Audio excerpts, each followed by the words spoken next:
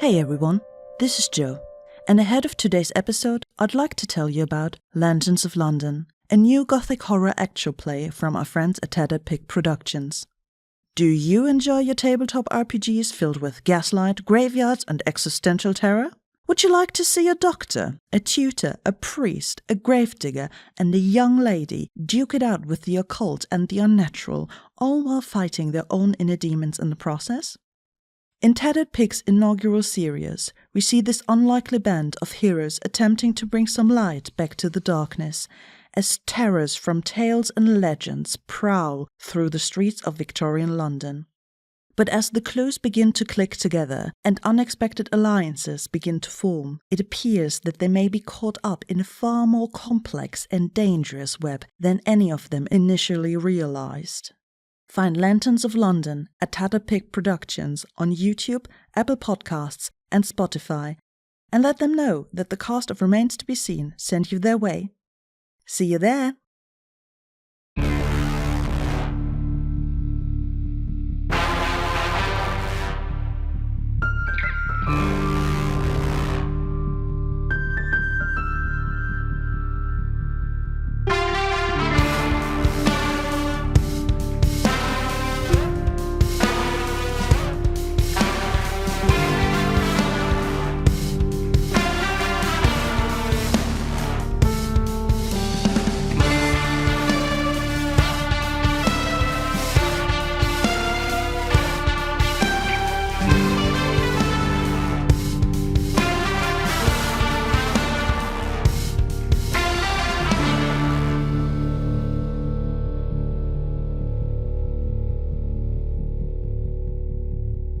Hello everyone, and welcome back to Remains to be Seen, the D&D show where one group's past could determine the other group's future. I am your host, and today I'm not your DM, Rover Elliott, and today I am here with... Mendacium, all the pronouns. Breejen, he, him. Elizabeth Simpson, she, her. Zoe Emily, she, they. And who are you guys not playing today? Victor Valdane, currently looking at this beautiful creature across the screen. Pierre Doise, he, him. I'm not looking at anyone in particular. I'm just, I guess, kind of silently in the corner, crying on my own. Corwin Duval. Happy to be here among friends and strangers. Alexander Ainsworth. And for once, I'm actually looking at someone who's allowed to call me that. And as you can hear, dear listeners, we have a group that doesn't really make sense. Are these two protectors? Are these two bounty hunters in the same group together? What is going on? You know, what are we doing? No. So, welcome to a little bit of a bonus content episode where we're gonna talk to you about everything that happened in the prologue. So, from here on out, spoilers for the entire prologue. If you haven't listened to the entirety of the Protector side, the entirety of the Bounty Hunter side, what are you doing here? Go back, now. Go back. Yes. Everything that will be said here... Also, hydrate and take your meds. Yes, exactly. I love you. So, we're gonna walk through, everything that kind of happened in the prologue, and then we're gonna get through the level up, because these people, all of them, leveled up to level 4. Yeah! Let's go! We survived that long, guys! Only Let us just. go. They survived 16 episodes. Did we? I mean, 2 of us did survive. I know. So, I'm gonna start with the main question that I think everyone's wondering about. What did you guys think of playing the prologue? It was incredible. Yes, agreed. You are a sick motherfucker and I love you dearly. I know. This was so much fun. Yes. Yes. Mind blown. The things that have happened are just Yeah. insane. And the world building, I love the world that we're in. You know? Yes. Yes. The characters too. Oh, Greta the goat! Yeah. Oh, we love Oh, Greta. Greta might be Greta's loving. incredible. Ugh, the God. characters are so good. Yeah. Both the player characters and the NPCs that you've created, Ro, absolutely insane. I love them so much. Would die for Brian. We might. Who knows? So, Joe has done a lot of the producing for the Protector side. Lizzie basically knows everything already. Lizzie's always been like, tell me all the spoilers. So for a lot of the people from the cast, they know what happened on the other side, and we kind of also talk to each other about, like, immediately after sessions happened. Like, they are also allowed to listen to the episodes that came out. Daddy said yes. We are allowed. I'm so sorry. At the time of recording, episode 7 just came out from the Protector side. So we have a lot to talk about that later. However, yeah. Are there any, like, memorable moments for you guys in the first 16 episodes? Can be from either side. What wasn't a memorable moment? I feel like you can't just ask for one. I mean, I will, because I need to know at least one, right? You know, there's a reason that I call you Mr. Evil Godman. It's nothing bad, by the way. I wouldn't have had it any other way, but still. It's so hard to choose, though. It's so hard to choose. Yeah, there is just so many memorable moments. I think... And I can't remember any of them. Great job, Joe. How about your favorite moment? That might be a better one. Well, I have a top 3. Tell me, we have all the time in the world, Rickethy. Yeah, Rickethy. Well, obviously, where Alex died, basically, and then came back to life with that bone spider legs. Hello? Come on, that's memorable. And then we have, like, when the orange tabaxi fucking grabbed Pierre and was like, oh, you should have died with them. Okay, thank you. That was fantastic. That motherfucker. Ouch. And all the fucking panic attacks Pierre is having. He ain't having a good time. Pierre, buddy. I feel like every 3 episodes, at least one character has some form of panic moment. Yes. I wonder why that is. Right? Yeah, I wonder so too. Like, I am nothing but a nice and kind DM. You were so nice in the Protectors episode 7 until you weren't anymore. Yeah. No, because it is so funny. That was one of the episodes where you were like the nicest to us, and that was still the episode that I died. Shit, we should run. I love that. But also, I'm thinking of 2 moments currently. I mean, I agree with Rick with like the Alex dying moment. I really enjoyed that because I really think with the failsafe you did a really great job with like teasing some of his backstory. But 2 moments that I'm thinking of are one, the double net 20 that I did when I looked for Oh, that Miguel. was so funny. I hated it, but it was so funny. That was so fun. And I was so upset because you were like, you have a disadvantage because I'm on a roof. And I was like, yeah, okay, that makes sense. And then it was a 20 and I was so upset. I was like, great, now I rolled net 20 and I can't use it. And then I rolled another one and it's just my dice haven't been the best from like just like playing perspective. But from a story perspective, they're doing great. They roll shit when it works for the story, and they roll great when it has anything to do with Miguel. So that's all lovely. And the other moment that I really, really liked were the back-to-back talks that Alex had with Cole and Pierre. Because those were so fun to do. Oh, I enjoyed those so much. Those were genuinely such incredible moments, and I want to get back to a couple of those that you guys have mentioned later in the episode. How about the bounty hunter side? There were so many good moments. I feel like I also have 2 that stick out, and one is definitely Corwin and Vic standing in the doorway, arguing in whispers about whether or not Johnny's father was an intruder and whether they should attack him or That not. was so funny. Forgetting that they had message in place, so they could have had this conversation silently. I just recently cut that episode. We're not forgetting. I specifically said I think it is funnier to argue in front of that poor man. Oh, you did? I forgot that. That was a good choice. I'm glad you did. Yeah. So yeah, I loved that. I love all the little character moments. And then I was really obsessed with our finale episode. I loved the final fight and all the like creepy spider people and the failsafe and the box, and there was just so much cool lore that you dropped and cool elements that you put in there, Ro. How about you, Joe?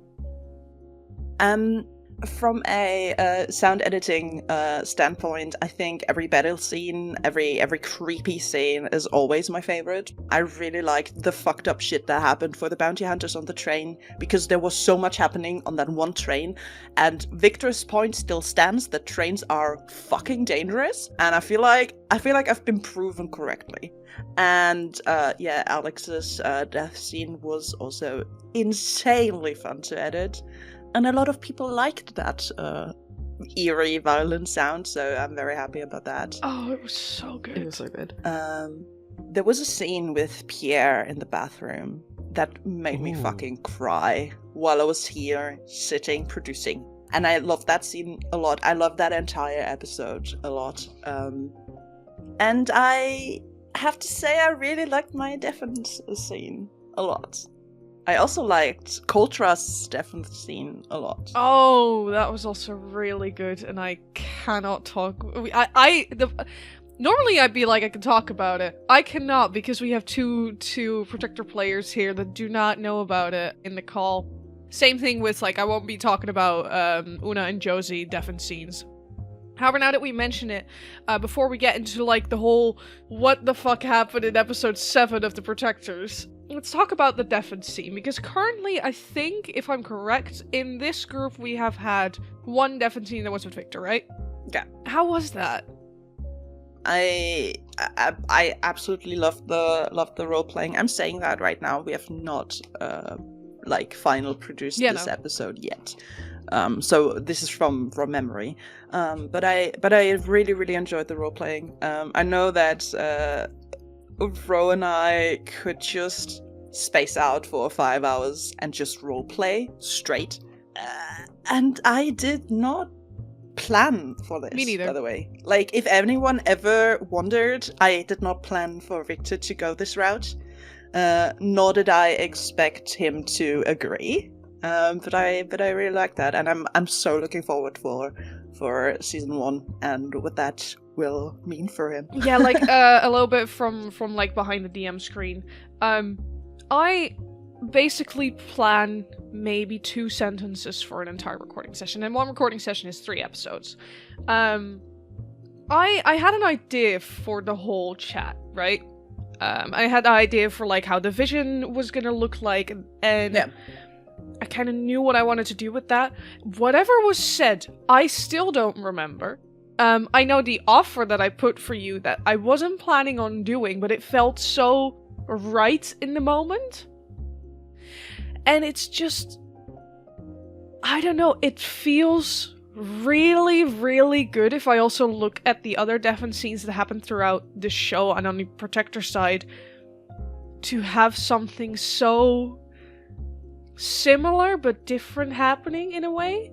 Yeah. Because you were there with the defense scenes of the Protectors as well, and the only people that you have not seen a defense things of are obviously people in our own cast, like Josie's defense scene, Una's defense scenes, and yeah, it's really fun because after an episode we have at least 10 minutes of like a break, and then you also just unmuting and being like, what the fuck just happened, while the other people in the cast have no fucking clue what's just going on.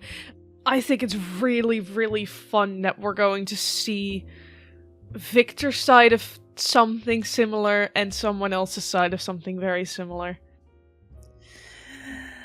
I'm terrified, but also insanely excited. Like, I like to create characters that can get worse in a way. Not like throwing them into depression necessarily, but like their world will crumble around them, and then they have to navigate that. Yep. And I love that we got that in the prologue, and now this is the vibe I'm going off of for season 1, and I'm very excited. Victor had the worst 2 days in his fucking life, and it will continue to get worse. It will definitely continue to get worse. I'm still going to be the DM of this campaign. Threat. We're all gonna Oh, die. damn it. I thought we were switching DMs for season 1. So we have an open position Again. for a very nice DM who lets us do it. No, I'm joking. I want to, by the way, say on audio, because I noticed it during the episodes when we were editing and we were recording it. I say that I hate things a lot on audio. Oh yeah. I need the listeners to know, because the players already know, because this is also how I am in real life, not just with DMing.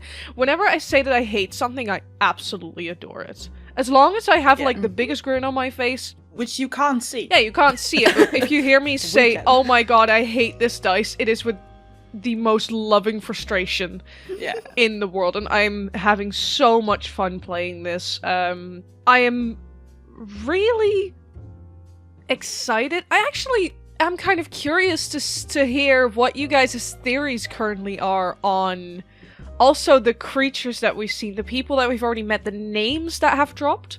What are your theories on the people and the things that have happened? And I really want Rick and Zoe's point of view of the death of CL Greenaxe.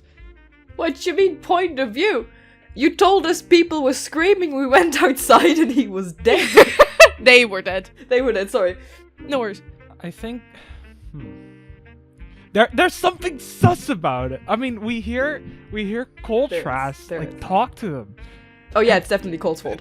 No, that's not what I'm saying. That's not what I'm saying. No, I'm not blaming Cole. I know you're Cole. number one Cole hater, Alex. But you're not. But like. No, don't worry. I hate PML. Thank you. I feel like somehow those things must be connected. It's probably not the case. Because I don't think Cole would kill the person that you just talked to. No. So that's like really my only like real lead on that, I guess. But my character doesn't know that. What about the rest of the things and creations that you've seen?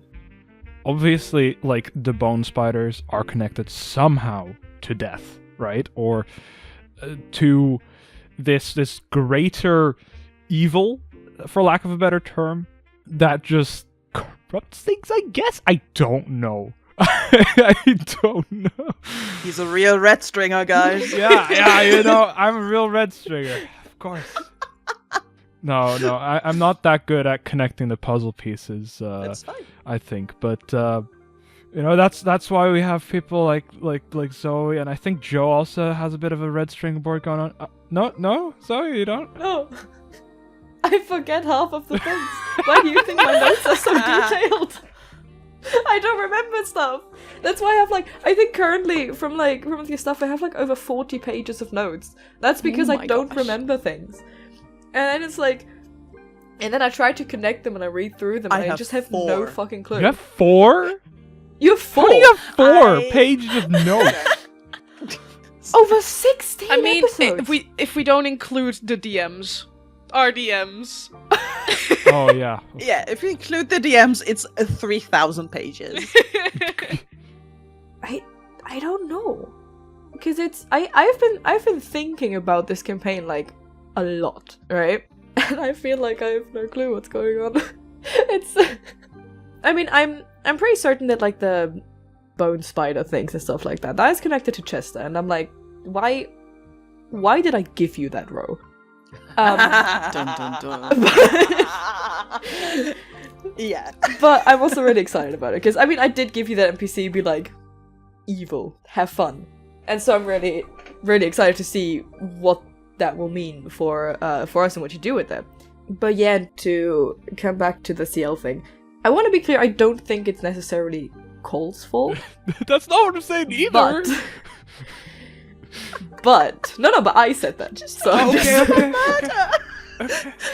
Okay. But I do think that whatever exchange happened between Cole and CL was the reason for CL's death, and I wouldn't be surprised if had Cole talked with anyone else, then that person would have died. But interesting. I'm saying this with being I have no clue. Because I'm actually, I mean, Rick, very nice that you actually think I can do stuff like that, but I'm so bad at connecting dots. I try, and then at some point I just give up because I got nowhere, and then I'm well, I'll just continue thinking about other things because now my head is smoking. But you do think the bone spiders are connected to Chester? Yes. I believe we know that for a fact. We know that for a fact? At least I don't know that for a fact. But maybe you guys know that. You guys have heard something similar, obviously, with Elwyn going, if I return to Chester, there's death itself. And I think the interesting thing the bounty hunters later on in the prologue, I mentioned that the bone spiders looked like death itself. Mm-hmm. Ooh. So there's a little connection there, which this is probably something that the protectors don't know yet. There are definitely connections, and I'm not going to say that your theories are right or wrong, but you are clearly making connections. I'm making connections? Are they there? You are saying things. No. I feel like I'm connecting the other way, but I don't care, because I like it that way. I like this. No, I think it's like great. This. Yeah, no, but you gotta imagine, I like not knowing what's going on. Yeah. Because you're right, I think about it a lot, right? And then sometimes I have, like, notes of my notes where I just put down a little thought. And I so don't care if I'm right with that, because I think it's so much more fun to not know, like, very important stuff and to not have connected it, because then when we get to that part where we actually play that, it's so much more fun. And also, it is easier because Alex also has no clue what's going on. So, I'm not even at risk of metagaming, because I'm as clueless as he is. I really do like the mysteries that have been set up, because, like you say, you are dropping these little hints also in between, between the protectors and the bounty hunters. You are kind of cross-referencing things, and I love that. Yes, one memorable mention that I think we can all talk about is Mr. Nameless Orange Tabaxi, who started with the Protectors, went through the entirety of the Bounty Hunters, 5 to 9 episodes or something like that, and then went back to the Protectors with, obviously, Merrick. Rest in peace, Merrick. Rest in peace, Merrick. I knew it! Okay, I need to put on record that as of recording this, we're only up to having released episode 7, so I as a player have not listened to any of the Protectors past that. But Zoe sent me a message saying that the Orange Tabaxi brought a body, and she was like, oh yeah, it was wrapped in, all of this stuff, and I was like, wait a minute! I liked Merrick. I begged Brian to leave Merrick alive. Lizzie, if it makes you feel better, he is now buried in the royal graveyard. I appreciate that. So. Why did we do that? More than they ever could have hoped. Because it was funny. I have to reiterate, because I keep saying that. The only protector who's playing D&D is called Trust. The rest is playing Uno. I do not know what happened there, but it continues to happen. We had all these, you broke into the fucking university. Yeah. All that of was this. Cole's fault. You all should be jailed. I have no fucking idea how the protectors are protecting anything. I think it's actually very lovely that we have this contrast between the protectors and the bounty hunters, despite us also having 2 newbies in our team, canonically. We feel like more grounded into our job, because Josie and Victor obviously have a lot of experience in this job, and then we have this ragtag group of people on the protector side. We're professionals, okay? That constantly moves somewhere. There's always a decision that has been made on that group. It's not necessarily a good one, but at least you make decisions. Oh my god. We've done such stupid things, but Yeah. Looking back at it, I think nearly every decision I have maybe come to regret in the moment was so much better for story direction. I'm so glad we broke into this university. Was that really stupid and super unnecessary? Yes, 100%. But from a story perspective of what happened after, so glad we did that.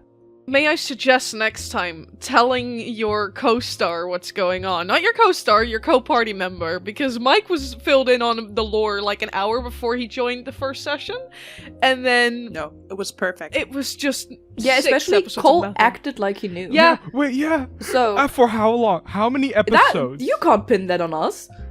Cole constantly acted like he knew what was going on, and even when I asked him, do you even know what we're doing? He was like, oh yeah, definitely. And I was like, are you sure Cole. about that? Yeah.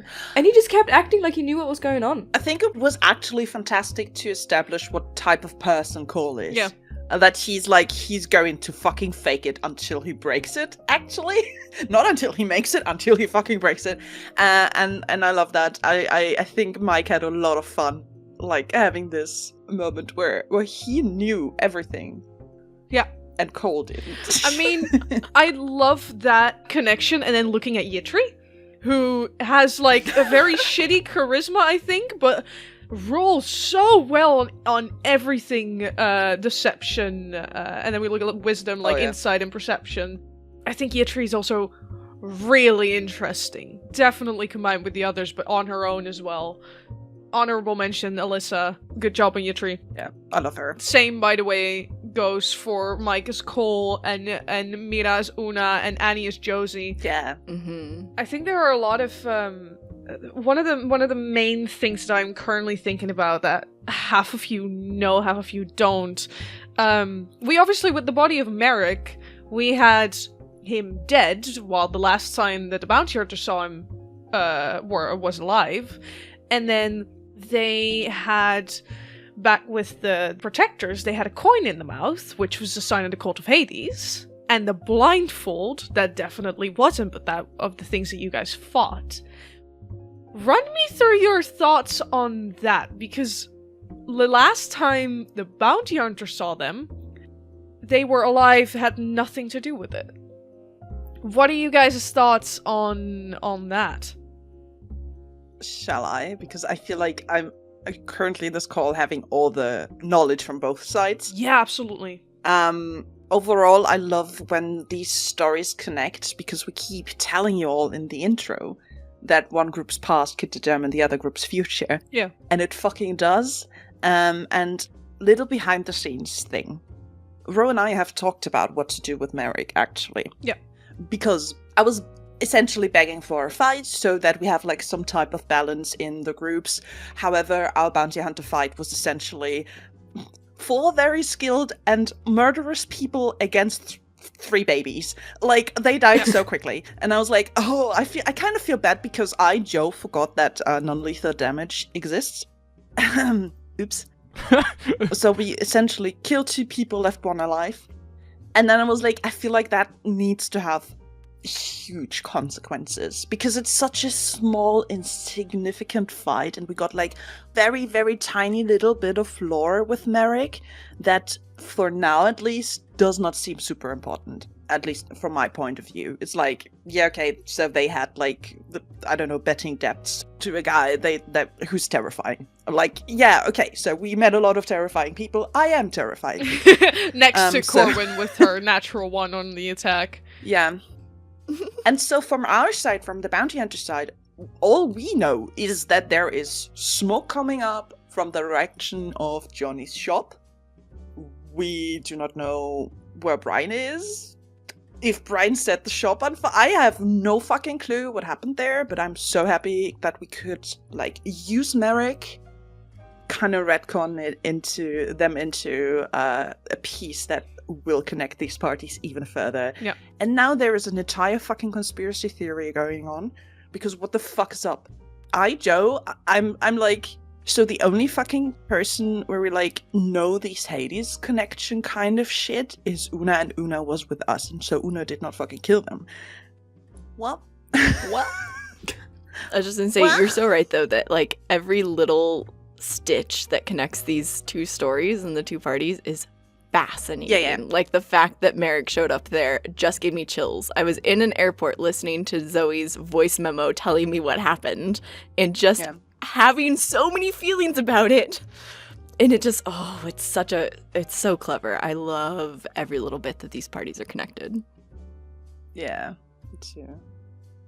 The death count on the protector side, kind of like, it's tallying up. How do you guys feel about your burial scene, essentially? Because I think it was insanely funny. It was insanely funny. And I'm so glad that I got to just have Alex stand at the side and be like, no, absolutely. You can take your shovel and you can do that yourself. I'm not getting dirty burying a body. He's such a diva. Especially not even 24 hours after I died myself. That is so tasteless. Alex, like, from an aesthetic perspective, this sucks. It does. And I was like, have you seen my clothes? I am not getting those dirty. That's an insane ask. So it was really funny. And I'm just for the laughs, I'm glad I got to establish that. Like, there are two wolves inside of Alex. They're both making out with each other, but also it's like, I'm traumatized because I just died. Also, I'm stunning and I'm not getting my clothes dirty. Yes, those were the equal parts that led to the decision of Alex not helping burying the body. And meanwhile, the rest is getting their hands dirty. Yes, not just their hands though, right? You were covered. Yeah, I was covered. But not my shirt. Just not my shirt. Your shirt was looking great. My shirt's Everything looking else. spiffy, right? Gotta have that clean shirt. Oh Alex my is so God. jealous of that. Can't imagine. maybe you should ask where he got that shirt. You know.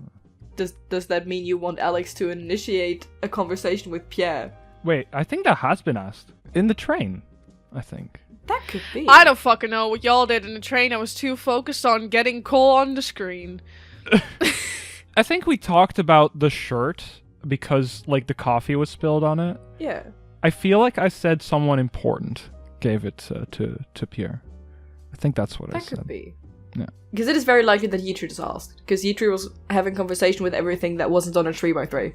Yitri is the greatest character for just asking the questions. Just any fucking question. Yes. It's so great to have Yitri on the team. Also, just from a character exploration perspective, it's great. It's really great and convenient. Yeah. No, for realsies, because you can rely on someone will ask, and it's most of the times it's Yitri, which is fine. We love her. Mm-hmm, mm-hmm. Can I, since I know that the first person that was going to be like a connection between you guys was Miguel. That didn't work because of like options that were played around, which is amazing, by the way. And then the orange tabaxi was perfect. Because the only thing that the Protector saw of the Orange Tabaxi was just this little shit who could fuck around with Pierre's mind and bringing in a dead body, almost destroy Yitri, and then was rude to Pierre again. And what the bounty hunters all saw was this freak he gave Corwin 11 psychic damage and vanished into thin air, like, immediately in episode 5. 11 psychic damage. You rolled a natural 1, wasn't it? Yes, yeah, I think I'd rolled a nat 1 on my save. And also because we learned as well that the Tabaxi was a fiend, which will be out now. Yeah. It was fiend adjacent. Yes. The reason why I said adjacent is because there are things I can't fully say, but I'll kind of explain it for also the listeners. The reason why I said adjacent is purely because they are effects of something else. Oh, interesting. We're reaching the point where you're just saying words. And I don't know if it is because we don't have info or if it's because D&D mechanics I don't understand. No. I think if we look at the connections, I mentioned to the bounty hunters that the spider people were undead adjacent. They were also effects, however, their bodies were still... For example, the bodies were still people like Elowin. Yes. I can still talk about this because I know that things are going to change. I know exactly what the creatures do. I know exactly who they're controlled by. I know the exact reason why they're all there and what their reactions to certain stuff will be.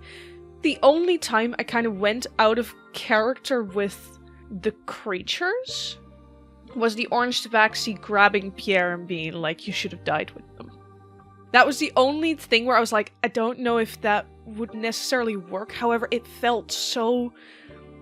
The entire group of creatures that Pierre has met has been on his back the entire time. In his mind, trying to kill him. Fucking Erd spitting on him.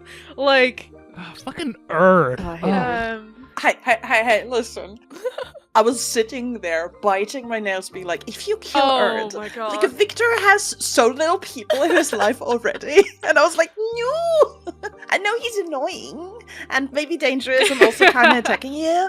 I was an asshole, man! Erd the fucking nerd. He's just a little guy. You need to No, back off. he's a barbarian, dude. We are not in a position to use nerd as an insult. I just What do you mean we're not in a position to use nerd as an insult? I'm obviously not a nerd. Like, what We are you are talking? nerds. But no, to come back to the very end of that before I go into like some specific stuff.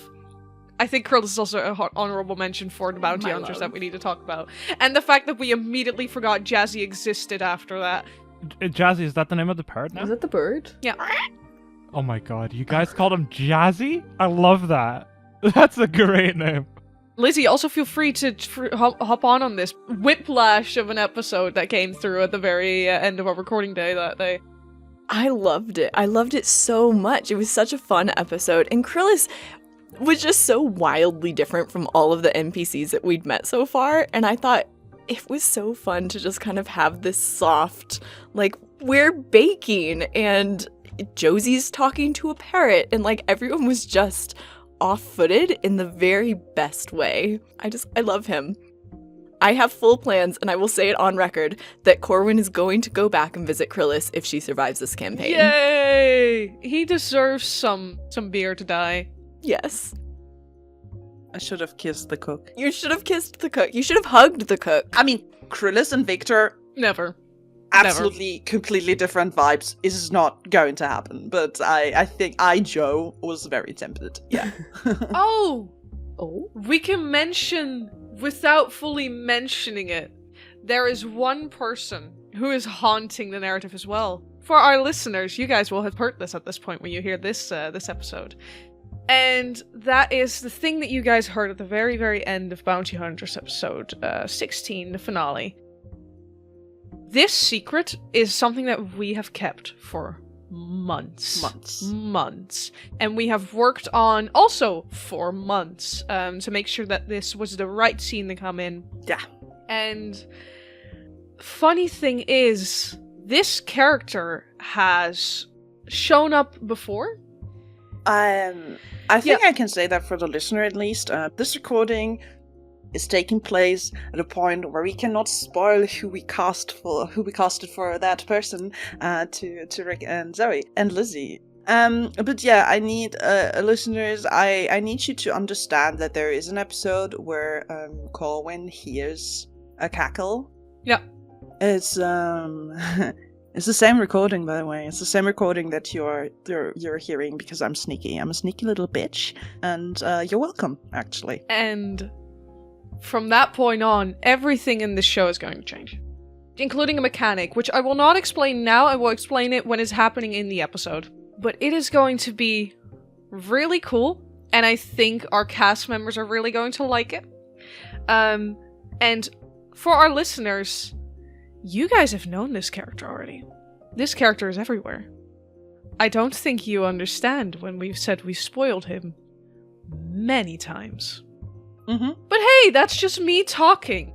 We'll actually talk more about this in another future Level Up content episode. Yeah. Because then we can at least, the cast can also talk about it. I think that'll be really fun to do a quick mention to. We need to get to the level up, but before the level up, I have a couple of things that I wanted to have a quick talk about. Now, quick talks are not really necessarily our strong point, but we're going to try, guys. No. In this call, currently, we have two people who hit the fail saves. The reason why they're called fail saves, in D&D normally you have death saves, which we are going to do from Season 1 on. The fail saves were for Alex and for Corwin because they went below 0 hit points and weren't healed on time. The reason why for Alex it happened immediately and for Corwin it didn't was because I knew from the DM perspective, with Pierre there and Alex down, Yitri 60 feet away, same for Cole, Pierre would have also have died in that very spot if I didn't pull the failsafe on Alex. The reason why I do the failsafes is specifically for the prologue, because it's really interesting to have characters die in the very start of a show, right? However, I personally felt it was Mike's first episode recording. It was our second recording session. We had not even met enough of the characters yet. And definitely throughout the prologue, I feel like it's good to have at least a build at the start, where you at least get to know the characters. And since our episodes aren't 4 hours of just us sitting and talking, you don't know the characters at that point. Mm-hmm. I put in the failsafe specifically for the prologue, which is why it happened only for Corwin and Alex, from season 1 on, they are gone. No safety nets anymore. No safety nets. If you die, you die. That doesn't mean I will stop throwing overpowered people at you. I will do that purely because this world is entirely unbalanced. But yeah, Corey and Alex, aka Lizzie and Zoe, talk to me about your failsafes. Yeah, it was fascinating. It was absolutely fascinating from a player perspective to get to watch the failsafe happen and get to experience it as Corwin.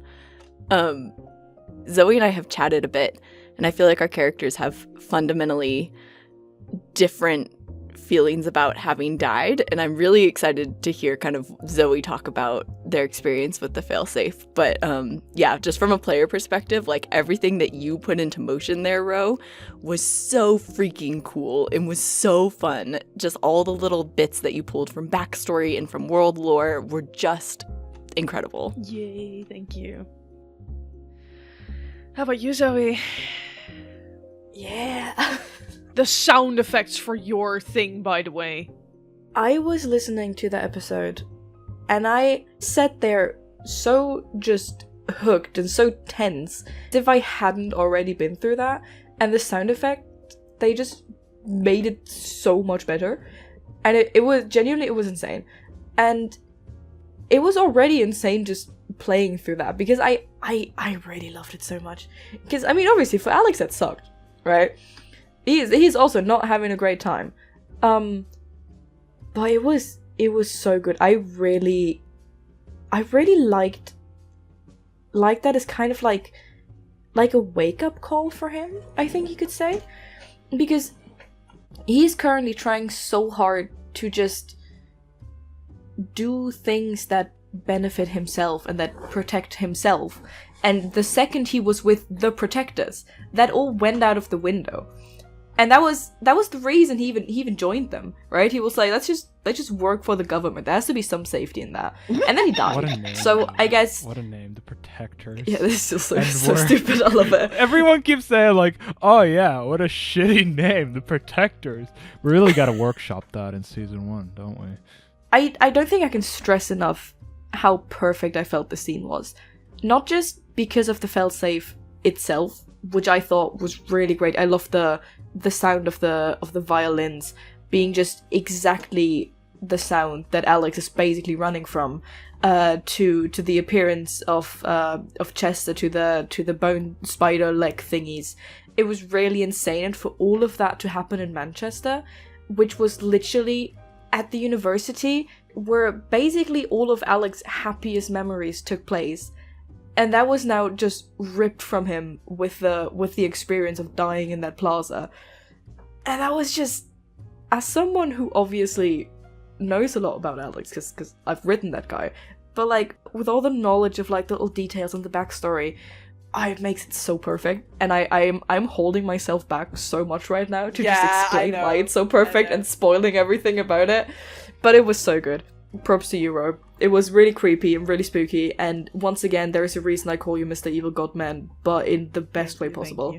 Yeah, I was, I constantly went, I have a failsafe for everyone. I had prepared maybe one single thing for everyone. I had a concept, and we'll see what we go with it.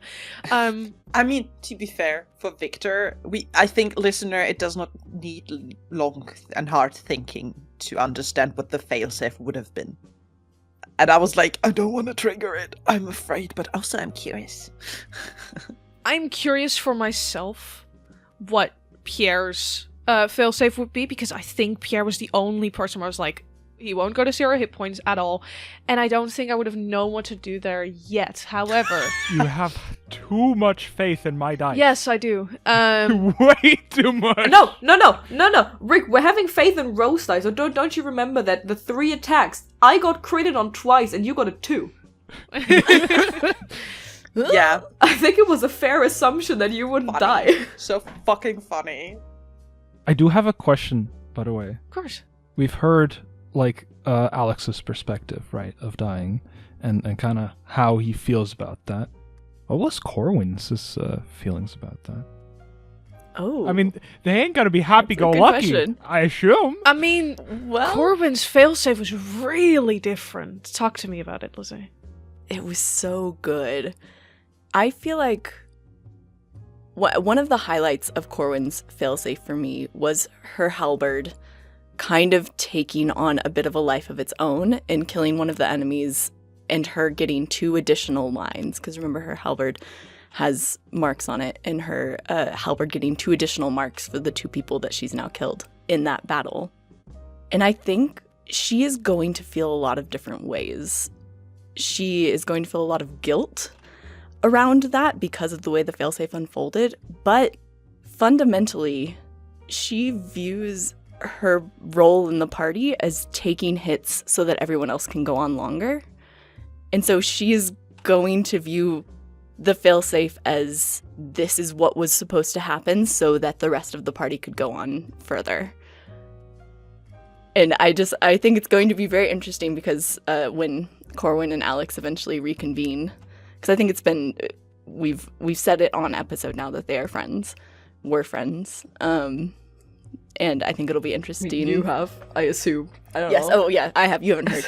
But yeah, it'll be interesting when they eventually reconvene. But yeah, the failsafe, the way it unfolded with Ro, we haven't, that hasn't been released yet. But it's so, gosh, it was incredible. The contrast, though. Yeah, there's a huge contrast, but also the fact that I gave Alex a lot of pain, and I basically gave the bounty hunters with that failsafe, I gave them 3 questions to ask the person who was held by the bone spider legs. That entire fucking episode was just fucking insane. I still have to. I cannot take notes when I'm role playing, so I rely on Lizzie's and Annie's notes. Love you.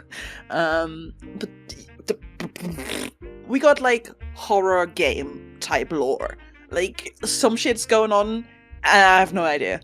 It was so freaking cool. The 3 questions thing. Yeah, I'm so glad you brought that up because that was wild. And we essentially, for Rick and Zoe who haven't heard this episode yet, we got to ask 3 questions of the bone spider corpse.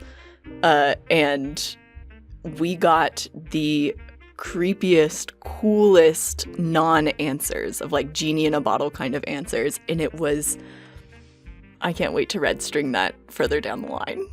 I think the most important thing that we should mention, which I also just want to mention in general, the gold lines that happened with Corwin. Yeah. That started happening first on her first hit on, I think it was Merrick even.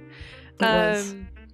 Then on the newspapers, and then in the failsafe with the card deck, because Corbin has a card deck that Corbin threw in the fire, and in the failsafe it was back with a note in it that changed to a different note, and this time not signed by our good friend Alaric. But a lot happened in your failsafe, and with the gold, I think, like, because we didn't really discuss it, it was like a little thing that I added to it. Oh, it was great. It's gonna come back often, but like the moment Corwin's halberd hits something, definitely with like a radiant damage thing or something like the failsafe, it was the halberd hits and gold cracks, gold lines start spreading through the entire body of the person that she's just hit. And these gold lines kept the person on their feet, which gave you the ability to, like, for a moment have the time stopped and be able to ask questions before the lines retracted back into the weapon and the body died again. That was such a brilliant move. I'm so intrigued, and there's so much of this that I just can't wait to see continue to unfold. And like the box coming back, the card deck box coming back, and the new note being inside was such a twist that I was shocked by. And I don't know if I portrayed that very well, but I was so like, oh my gosh, incredible. It was really funny that I think it's on audio when we were all like, oh yeah, there's a note in it, and like it was in the fire, and it just says this, and me just going, no, it doesn't. Nope. It doesn't say that. It says something completely different. You sly motherfucker. Incredible. Oh, so cool. I love the gold line things because it's like you kind of hope it's just Corwin's old boss kind of reaching out, right? Because we kind of established that gold means Apollo. But on the other hand, me as a player, I'm like, what if you break your oath, call out to a god, and it might not be your god answering? And I'm like, I don't know what's happening with this girl. I need to protect her, but it's also scary. I'm so ready for it. I like horror, in case that wasn't clear so much. Ro is just blinking and smiling, and I'm so terrified. I'm so sorry if I made anything worse for you, Thanks, Lizzie. it's okay. I feel like people have noticed that I've played that my favorite game of all time currently is Expedition 33. Totally not taking a fuck ton of inspiration from that. The gold lines are so important, and once again, people, you need to, the things that we were putting in social media hints, music hints, SFX hints, there are so many things that we are spoiling that might happen in like 4 years. That is the entire point, and I hope everyone will enjoy their puzzle pieces. Yeah. I mean, I feel like it's also fair to mention there will be inconsistencies at some point. Because it's an actual play, so we're doing improv, and so there might be confusion how an arrow flies through the air, and if Coltruster's back can actually be hit. Who knows? Maybe we just flipped the way. No, it's like, I didn't even catch it until you said it. I'm like, okay, no, it's No, fine. me neither. If you're like, oh, that's weird, that wasn't in the episode, it's fine. We will most likely realize that ourselves, because it's 8 people and Ro. There is every likelihood that we have off-screen already realized there might be an inconsistency, and just as a team decided, it is not breaking the lore, it's not breaking the plot, it is fine, we can just leave it there. Yeah, exactly. And I think the last thing that I really want to touch upon, which I have said multiple times to our cast as well, that I want on audio. Pierre and Alex, are you guys okay? Let's just say not Pierre and Alex, Rick and Zoe. How did you guys kind of plan this? Did you talk about it? Walk us through your now kind of like tense relationship between Pierre and Alex. Well, Zoe, are we okay? That is a good question. One thing I remember, and I took that personally in, I think, the best way possible. After session 1, I texted Rick and Alyssa, because Mike wasn't there yet, right? And I was like, hey, was everything I did fine that session? Because and listening back to it, it wasn't even really the case. But after the session itself, I felt like I had played Alex a lot colder than I actually thought he would be. And I said as much, and I was like, was everything fine with you? It's like, anything you want to say? And Rick just went, no, I didn't even think he was that cold. You can be meaner. Yeah. And I was like, okay. Well, if you say so. I don't remember if it was the same conversation, but I also remember at some point Rick going like, if you need, you can use Pierre as like an outlet for Alex's anger. I said that indeed, yes. And I was like, okay, let's do that then. I think that also kind of fits with who Pierre is. In my opinion, you know, he takes those blows. Doesn't take them well, but he takes those blows. So when you said, oh yes, I want to be meaner, hey, here's a scapegoat. I present to you Pierre. And you really took those things to heart. Not just for Pierre, but just like in general, the being more colder. Thank you. And also remember us, for the talk in episode 9 that the two had, we did talk about that conversation before. Yes, we did. We didn't really plan a lot, but we just had a call where we discussed the current like feelings of our characters, just to kind of help each other figure out where they are right now and how we want to play them. And when I mentioned that Alex is currently really, really mad at Pierre, we explored that a bit more, and I gave my my reasonings for why. And for some of the things I said that I did try to bring back in the actual conversation later, Rick just went, if you say stuff like that, that's gonna like hit so hard, do yes. that. And so that's basically what we did. Yeah, and we really discovered that like our characters were not in alignment at all of where the blame falls, because initially Pierre thought that some other stuff that he had done was the fault, but no, it was the stuff with Aloe in the cafe that already fucked him up. What was the other thing? It was caring about him on the roof, wasn't it? Yes, it was Pierre basically having the audacity to, after the entire Elowen situation, and by the way, dear listener, I know Alex is being really unfair, right? I'm aware of that. He's being really shitty right now, I know.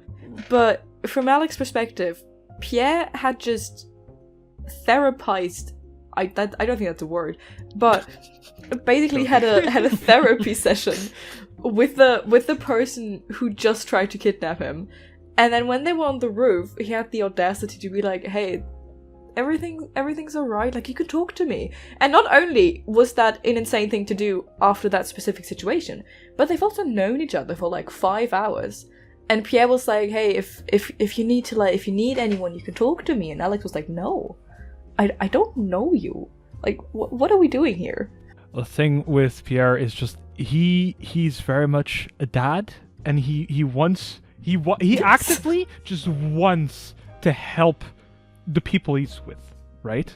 He wants to be protective, he wants to help them, but honestly, it's not really going that well, is it? No, absolutely not. Just because you're having a goal doesn't necessarily mean that you will achieve it. Exactly. Yeah. Yeah, but like, Ro, to answer your question, Rick and I are fine. Oh yeah, no, Yes, I know that. To like put that on audio. We're doing great. I think we on audio have as well, where Zoe talks to Rick and is like, hey, can we continue this conversation? And Rick's like, yes, please continue this conversation. I need you to be mean to him. Can I actually, as the DM, make a small mention about each of your characters? As me as a person's DM who's watching all of this unfold after all of the shit that I do.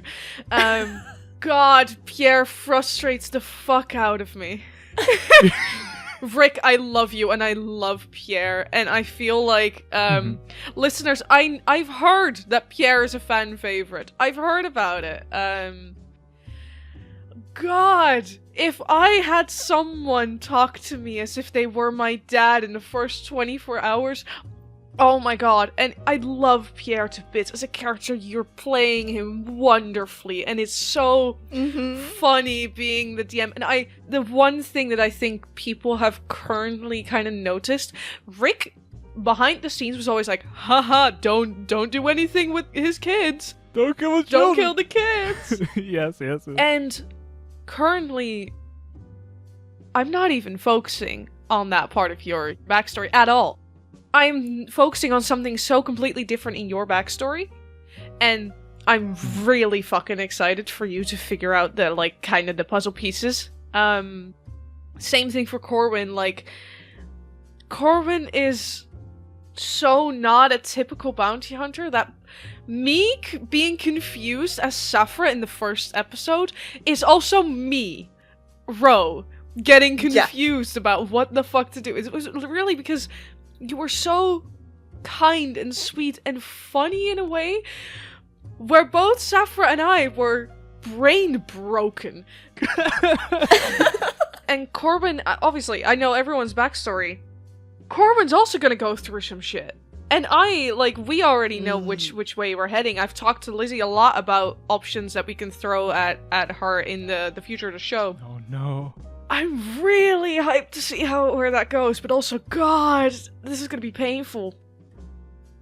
And then we look at fucking Alex, who we've worked on so many things, and Zoe and I have had so many conversations about just Alex as a character and how fucking frustrating he is, but in a really, really interesting and good way.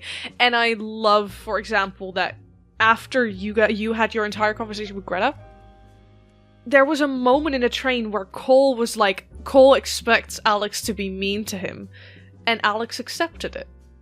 I felt like it was played really, really well. Good job on your behalf. Good job on Mike's behalf. And then there's Vic with stupid fucking book knowledge that I genuinely cannot wait to figure more about. And same with the Shadow Daddy that you have. Oh yeah. Are you gonna keep calling it Shadow Daddy? He has a name, but I don't think I have mentioned his name on recording it. Yeah, exactly. And besides, Shadow Daddy is a perfectly fine Also, name. I, Joe, am horrible. I live on AO3. So yes, Shadow Daddy, for sure. It's rolling my hair. No, same. I think Victor is frustrating also. I feel like every single character frustrates me, but in like every single good way. I love it so much. You guys as like two groups work so incredibly well. And Mike came in a bit later into the show, and it worked so perfectly, and your characters worked together so perfectly. Same goes for Bounty Hunters. Somehow we found the right people, the right characters to put together in a group, and it works. And I got 8 incredible backstories back, where a couple of them, their stories are what's going to happen in the campaign, and a couple of them are effects of what happened to them before. And with the mechanic that we're going to pull in from season 1 on, I think this can get really messy in the best way possible. And me as the DM, I'm going to say this on record, break my world. I will allow you guys to break the world. I will allow myself to break the world with the new mechanic. And break each other. Break each other. It's just going to be great. Okay. Intervention. We need to stop listening to Ro. No, I think this is great. We shall break each other. I also want to have that on record. Shout out to Annie, because I have not talked to Annie about any of the relationship Josie and Victor's had previously and have now. This was all improv during the session. I cannot stress enough how much fun it is to learn something about your own character while you're playing your character. Improv is so much fun. This is my favorite thing ever. Like D&D, I love. Improv, I could do this forever. It's been so fun to get to watch that relationship. And really just so fun to get to watch everybody. Like, the cast is so amazing. And also, I just want to, because Ro has been very complimentary to all of us, I want to turn it back on you a little bit, Ro, and just tell you... Oh god, oh no, run. I think I speak for all of us, but all of us should speak up if we want to. But your mind, you were holding so many threads, and you were weaving such an incredible story that has these like fascinating horror elements, but also so much heart, and it is just so much admiration for you and everything that you're doing. You are just running this so incredibly. Yes. Also, adding to that, because you mentioned it casually, my guy, but I will point that out to every fucking one. This is the second long-running campaign Ro is ever DMing. Yeah! First of all, I will have to agree with everything that has been said so far. But also, I don't think I ever had the feeling that there was something regarding this campaign where I couldn't talk to you about it. And I've had some things where I had, or like some sessions where I had concerns afterwards, and I talked to you about those and they were gone immediately, because it is easy to talk to you about that. You have like a really good way of keeping things the way they have to be for the campaign, because some things just have to be a certain way, that's fine. But also changing it in a way that everyone is happy and no one is uncomfortable with anything that's happening. And it is...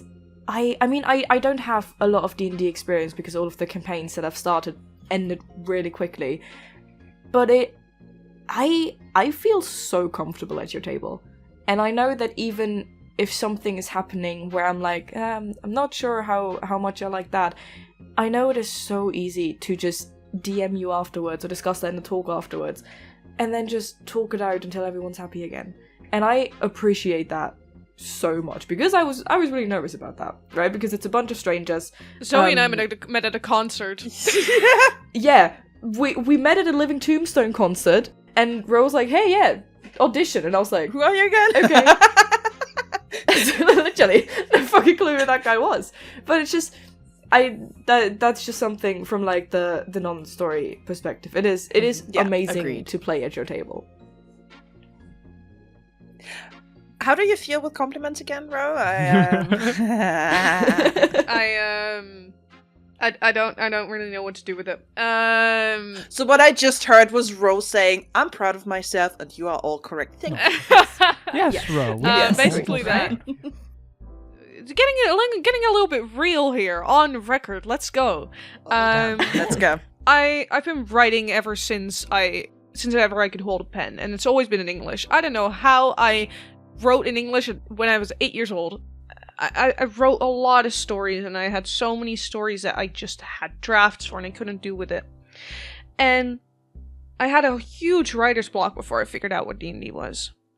And the moment I started playing D&D, definitely for people like Joe, because Joe, and this is the second campaign that Joe and I are obviously doing, but also for others, I play a couple of home games. I here and there teach people how to play D&D right now. It's been so nice to finally have an outlet for writing again.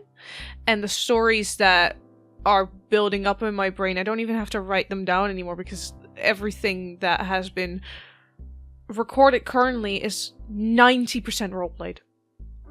And it's so nice to play with two teams and actually like one entire cast of people that play in a way where it all matches and everyone's energy matches and everyone's characters match and everyone's like way on communication. I think that's the main part that I am really happy about. We communicate incredibly well with each other.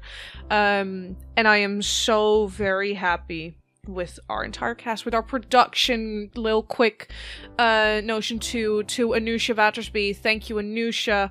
To Joe and Rick and Lizzie for also producing stuff. Big thanks to Mace and Kim for coming in and helping us out with our transcripts. You guys are amazing. This is a whole acceptance speech now. Why is this an acceptance speech? Anyway, there's one thing that I have that kind of changed my entire mindset, which was said, I think, by either Alexander J. Newell or Ben Meredith. I don't fully remember which one of them it was, where if your players critique you on something, they trust you to fix it. And I think that is such an important thing for something like D&D.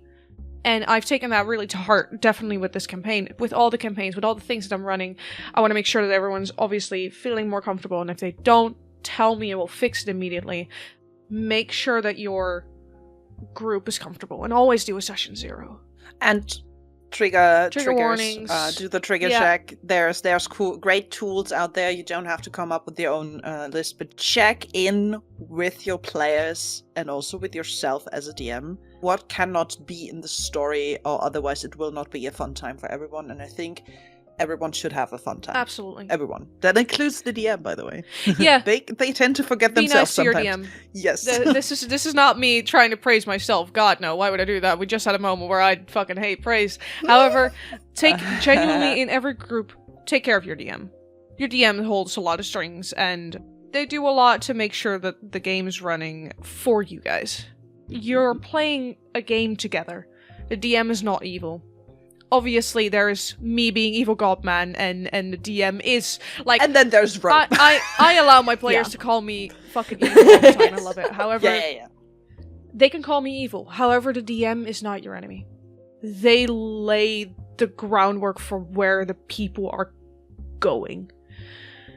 They will help you out in the places where they have to help you out. They will be against you in the way that is necessary to be, but you guys work together as a team. And I think that's one of the most important things that I can say as a DM who's only been DMing for 2 years. But however, I feel like I've done almost nothing else with my life once I learned what D&D was. I've read the entire books. He's rolling dice right now. I have D&D after this recording. It's really fun. Oh, you're such a fucking nerd. I know. Now that we've had like a lot of talks, let's go into level 4. Let's talk about features. So Feats what is a for feet people? This is a throwback to session 0. Yep. Yeah. Richtver.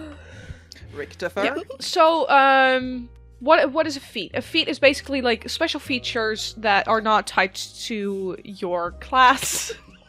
I'm so sorry. I'm still at feet. What is a feat? Well, Yeah, I also, it was what is a feat that did it for me. What are feats? I've never seen feat. What are feats? F-E-A-T-S. There are special features that are not tied to your character class. So all the extra stuff that everyone got in like session 0 are all connected to their class or their species. These are things that people can just choose. There are a couple of them in the 2024 book that are an origin feat, a fighting style feat, a general feat, and there's also things called epic boon feats. However, epic boon feats we will not go into. Those are mainly for level 19 characters. And I can already spoil you, listeners, we will not be level 19. No, Joe. No. Fuck! That's the epilogue. However, origin feats are things that you get with your background that you chose, and fighting styles are for specific, definitely more melee classes. So I think Corwin has at least one. And then there are the general feats, which you guys can currently choose from. There's an entire list in the 2024 handbook, and let's go one by one. Let's start with Corwin. Because you have an origin feat, you have a fighting style feat, and you're now for level 4. You get to choose a general feat. Yes. What did you get for the origin feat? Let's start with everything before level 4, and then talk about level 4. Yeah, of course. So Corwin's origin, or her background, is the Acolyte background, which as her origin feat gave her the Magic Initiate feat, which I thought was really, really cool and was really excited about because it essentially gives her 3 cleric spells that she always has prepared. So it gives her 2 cantrips from the cleric background and 1 spell from the cleric background. And then at each level up, she can change one of those spells. So I'm pretty much stuck with the ones that I chose, but I can change 1 at each level up. So for instance, at this level up, I am dropping Toll the Dead, which was the cleric cantrip that she had at the beginning, and I'm picking up Guidance because that seems much more in line with the character that she has become lately. Yeah. But yeah, so that was her origin feat. Her fighting style feat was one that I'm really excited about, and if you've listened to episode 16, it was all over episode 16. Her fighting style feat is Interception, which is a very Corwin-coded feat. Very Corwin-coded. Right? All she wants to do is protect her friends. Yeah, basically that just means that anytime that anyone within 5 feet of her is attacked, she can move, she can, as a reaction, block that attack and reduce the damage that they take by 1d10. 1d10 plus 2. It's 1d10 plus her proficiency bonus. Which is a lot. And then the feat that she is taking for this level up is... Okay, so I thought a lot about this and went back and forth a lot. I landed on giving her Great Weapon Master, which essentially just makes her a bit more deadly in combat. So it does 2 main things. So the first thing that it does is that after a critical hit or reducing an enemy to 0 hit points, she can then make another attack as a bonus action, which is awesome. But it also increases her damage every time that she uses her halberd specifically, because it only applies to heavy weapons. Basically, what that means is that it adds her proficiency bonus to her damage. So damage is usually, with the halberd, it's usually 1d10 plus her strength modifier. So now it's 1d10 plus her strength modifier plus her proficiency bonus. And this feat increases her raw strength score by 1, which took her strength score from 17 to 18, which bumped her modifier from +3 to +4. So that means nice. Her damage with her halberd now gets a flat +6 to all damage because it's 1d10 plus strength, which is now 4, plus proficiency, which is 2. At level 4. Oh my God. At level 4. Love that. We will need it. Yeah. I felt that this was important considering the finale. It's a good feat. Like, it's a really good one. And like the only prerequisites are like you have to be level 4 and you have the strength above 13, and you have both. Yeah. Because you're level 4 now and your strength is now 18, which is insane. Oh my God, so dying made her stronger. Dying literally made her stronger. Oh my gosh, she's Kintsugi with the gold lines with the broken pottery. Yeah. Oh my god. What else changed for your level 4? Yeah, absolutely. So her hit points increased to 40. We're doing the average hit points plus the Constitution modifier, so like the fixed hit points. So her hit points, her total max hit points increased to 40. Her lay on hands also increased. As a reminder, this is something that we homebrewed, but basically her lay on hands is now 1d10 plus 4, and she now gets 4 charges per long rest. Previously, it was 1d10 plus 3, and she got 3 charges per long rest. She also has a new prepared spell. She gets 1 additional prepared spell at level 4. The spell that I chose for her is Compelled Duel. Ooh. Which, What? again, feels like a very Corwin-coded spell. This essentially means that when we're in a fight, she can, with a wisdom saving throw, compel a creature to duel her specifically, which just means that if that creature tries to attack any of the rest of the party, they attack at disadvantage. The only person they can attack at full strength is her. So protects the rest of the party a tiny bit.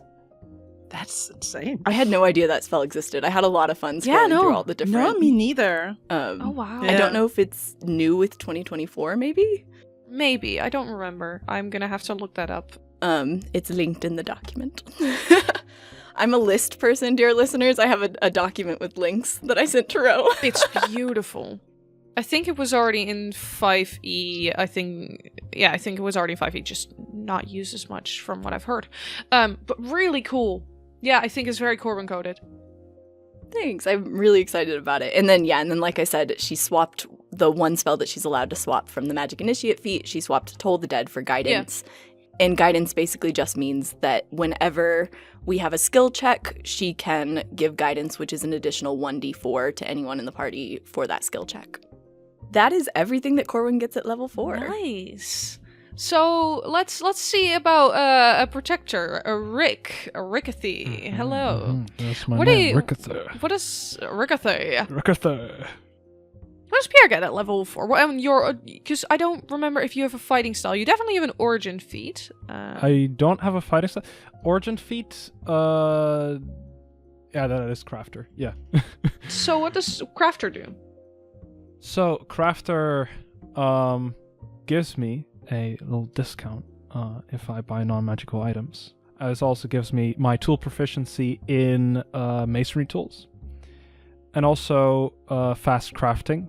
We haven't used that, or we haven't really needed to use that yet, but would be interesting if I, were to want to craft something. But further, I don't think I got too much from the start other than those things. And with level 4, what are your changes for level 4? With level 4, so monks have this thing called focus points, and I get an extra one. They replenish every long and short rest, so I now get 4 instead of 3, so that allows me to do many more cool monkey things in combat. Cool monkey things, that's a sentence. Cool monkey things, yes. Hell yeah. So your hit points also go up. What were your hit points and where does it go now? I already changed my character sheet. I'm just looking over at it desperately, looking for the previous max hit points. No, I think they were 27, and now they are 35. That is because my beautiful hill dwarf species, Yeah. yes. It gives me dwarven toughness, which gives me an extra hit point per level increase. Nice. So now I am at 35. I was doubting also between choosing a feat that might have maybe upped my hit points, but I'll come back to that later. Monks also get something lovely and special for their level 4 upgrade. It's called Slowfall. Oh? Is that so? Yes, something Cole would probably have needed during our sessions, huh? Oh. Too bad you ain't a monk, Oh, Cole. cool. So, as a reaction, I can reduce the damage I take from falls by 5 times my monk level. So in total, that would be 20 damage. Oh, that's good. That is pretty fucking powerful. So I guess if you knock me up into the air, I ain't gonna take much damage. Cat always lands on his feet. Looking at what happens with the protectors, that's not a bad thing. Yeah, given our track record. Yeah, pretty useful, honestly. Oh my god. And I also get to choose a feat. Yeah. I chose, and hold on to your seats, fellas, especially you, Zoe, because we talked about this. I chose Chef. I chose Chef. Yes, I love that. I was really doubting between some Yes. other ones. I really was. I think between Protection and Savage Attacker and Chef, it was that.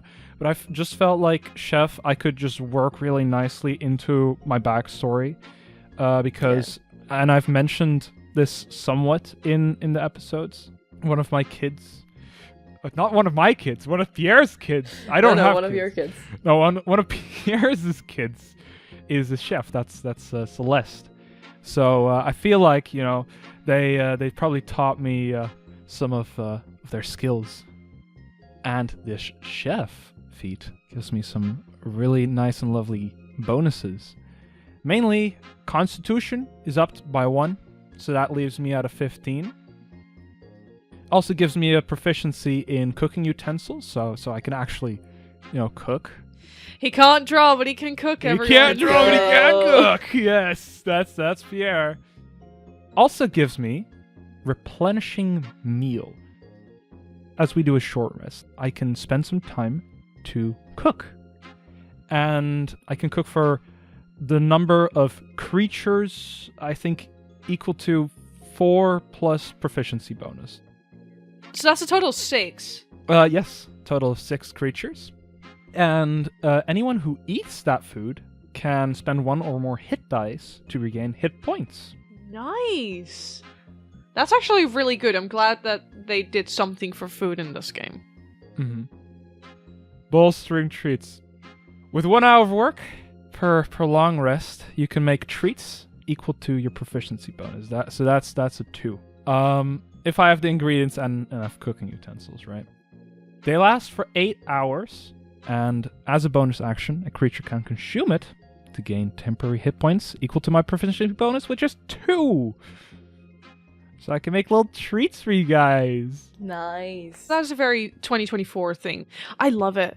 I think it's a really great way to introduce like a little bit more roleplay feat to it. I think it's great. And it fits Pierre It so fits well. It him does. so much. It does. So I guess he's it gives him a bit more of a supportive vibe as well. I maybe in a future level up I might choose something like Protection or Savage Attacker, but I really like this one just for the roleplay potential and because of the replenishing meal. I really hope Pierre survives for 2 to Yes, for please. 4 more level ups so that you can Oh, actually please. choose something cool. Oh, please. Anyway, so yeah. Oh, please. I want to put on record, months ago, I very selfishly sent this feed to Rick being like, hey, so look at this. This is a feat that lets you heal others. So I'm not the only person in the party who heals the others. Wouldn't that be so nice, right?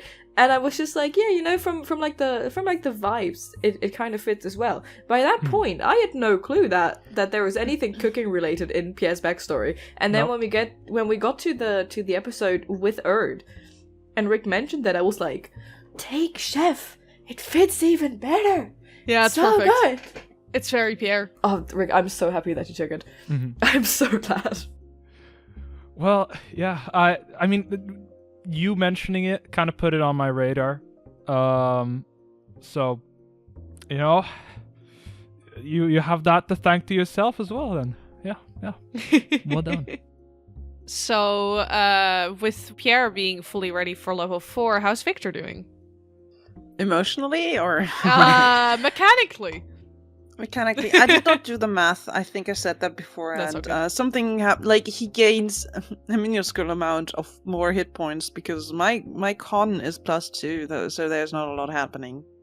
The median for warlocks is like 5 on the hit 5 points. plus 5 plus Constitution. Yes. So it's 7. So you do the math at home. What is their max HP now? It would be 24 plus whatever we It's mathed 31. right now. So 31. 30. Oh, I like doing math for D&D. It's great. So 31. That's pretty nice. You're glass cannons. You're at where Corbin started. Yeah, but I'm also not the tank. Oh, so that's true. It's fine. So, yeah, for Victor, there is a few things happening. I get another cantrip. I decided to not take yet another damage-dealing cantrip, because Victor has so many of them. I will give him True Strike, because he actually has 2 weapons. Right now, he is his Warlock, Hexblade, bullshit weapon is his Rapier. Yeah. He also has a Greatsword, and True Strike I would use to give him a bonus, essentially, on his attacks with the Greatsword, because I cannot apply the Warlock things to the Greatsword, because you cannot use it on 2-handed weapons, essentially. Yeah. But I kind of want him to have options, and not all of them are related to his patron, because there's also a person inside of this Warlock. So yeah. Yeah, absolutely. And I get another 2nd level spell. Uh-oh. I will take Hold Person, because there is this little gremlin inside of me that is like, yeah, but what if in the final battle the spell might actually make us win? Because I think it's so overlooked. It's so good. Like, yes, they have to compete against your spell casting shit. However, roll shit Really a lot of shit. the times. So I'm like, yeah, I'm gonna take Hold Person. Also, I think it's cool. I think it's great. I think it's a really Yeah. interesting one. Definitely for Vic. And what is the feat? Listen up, guys. We all knew that this might come one day for him. I will take the feat Shadow Touched. Yes, let's go. So you will get invisibility, which is minor invisibility, very important, and you get to choose between one more spell additional to that from the Necromancy or Illusion spell list. I will go for Necromancy, and I will go for Inflict Wounds, because Inflict Wounds is insane.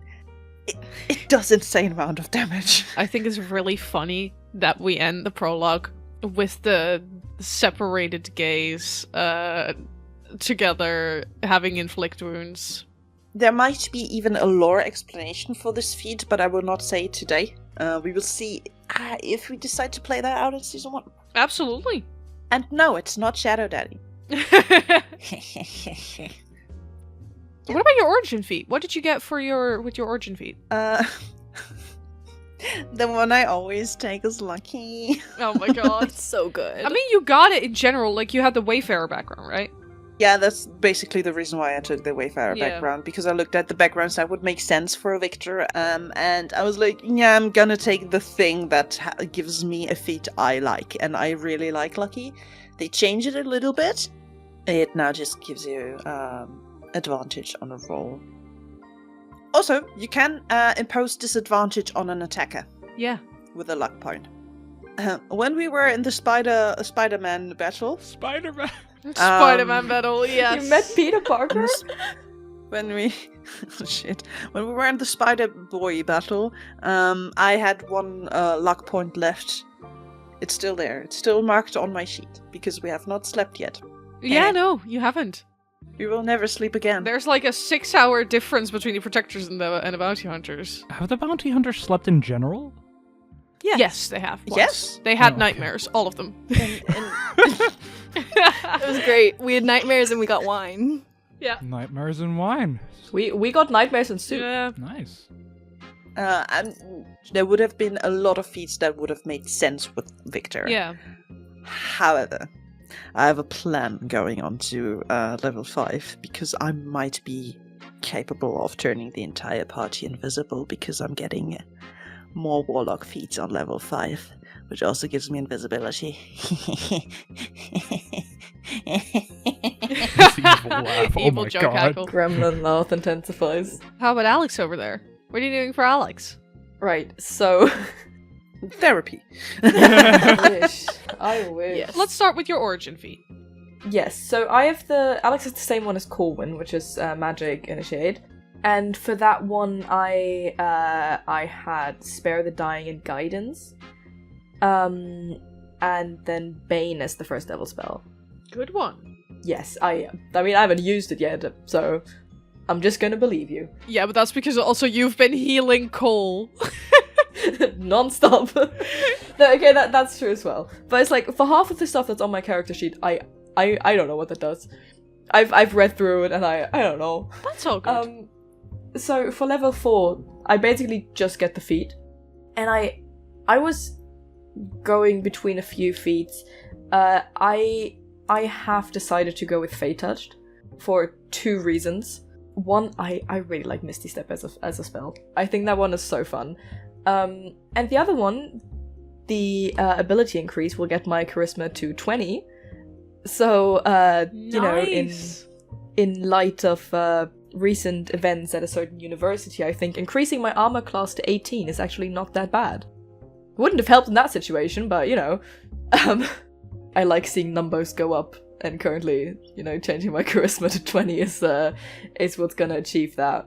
But yeah, so I'm most likely then gonna, you know, for the other feats that we get, just increase my dexterity so that I can increase my armor class even more. Because once again, I feel like I need it. But yeah, for now I'm gonna go with Fate Touched. With Fate Touch as well, I can choose one level 1 spell from Divination or Enchantment, and I have decided to go with Hex. The gays are aligned somehow. Yes. We now share 2 spells. And both of them are necrotic spells. How fun. But yeah, so that's the other spell that I get from the feed. I also get, with the level up, just I gain another cantrip, and I'm gonna go with Minor Illusion, because that was the only cantrip that I didn't have that I still want to have. And I get another 2nd level spell slot, and another 2nd level, or like another prepared spell that I can choose. For that, I went with Silence, and since as a bard I can switch out a bard spell with another bard spell when I level up, I've chosen to switch out Speak with Animals with Suggestion, because I don't think any animals currently want to speak with me. So... No, I don't think so. Now, in true Remains to be Seen fashion, obviously you guys will have known that tarot cards are very much at play here. You've seen our fool Johnny the Rolo there. I will say it out loud, what card it is for every single player that I pulled it for, which there are four people here. I will explain it to you all outside of the recording, what it means, and I will keep on the recording which card you get. Listeners, if you want to know what the cards mean, look it up. Trust me, there are really good sites, and it might be really important later in the show. Victor has the story of the Temperance reversed in our level 4 world. Pierre goes to the Hermit upright. Corwin goes to the 4 of Charisma, which is in the world outside of D&D, the 4 of Pentacles. And Alex goes to the Knight of Strength, and that is the Knight of Wands. And what that means for everyone remains to be seen. Thank you all so much for listening to this little one shot of us talking about the show, doing our level ups. If you managed to reach it to this point, congratulations. Thanks for listening to us yapping for a couple of hours. Thank you.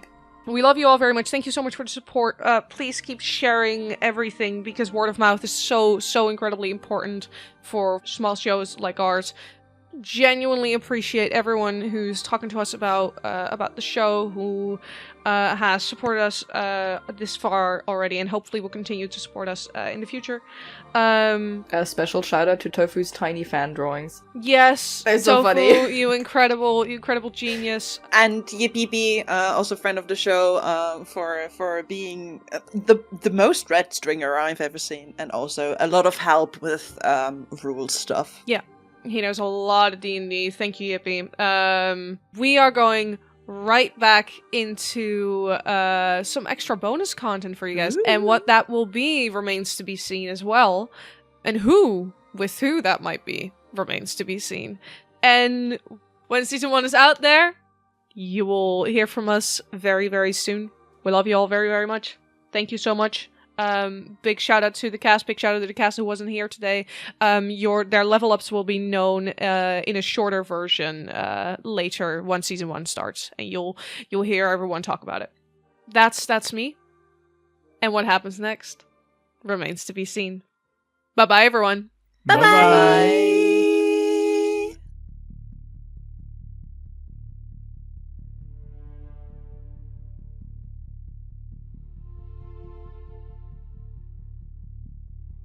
Remains to be Seen is an original podcast created by Dyaflame Studios and licensed under the Creative Commons Attribution Non-Commercial Share-alike 4.0 International License. Today's episode was produced and edited by Rover Elliott and Joe Mendacium. It starred Elizabeth Simpson, Joe Mendacium, Zoe Emily, Rick den Breejen, and Rover Elliott. The intro and outro were composed by We Talk of Dreams, and a transcript was written by Elizabeth Simpson. To get in touch with us and keep up to date with our antics, follow us on Instagram, Bluesky, and TikTok at Dyaflame Studios, or view our website at dyaflame.com. Check out our show notes for additional credits, links, and transcripts.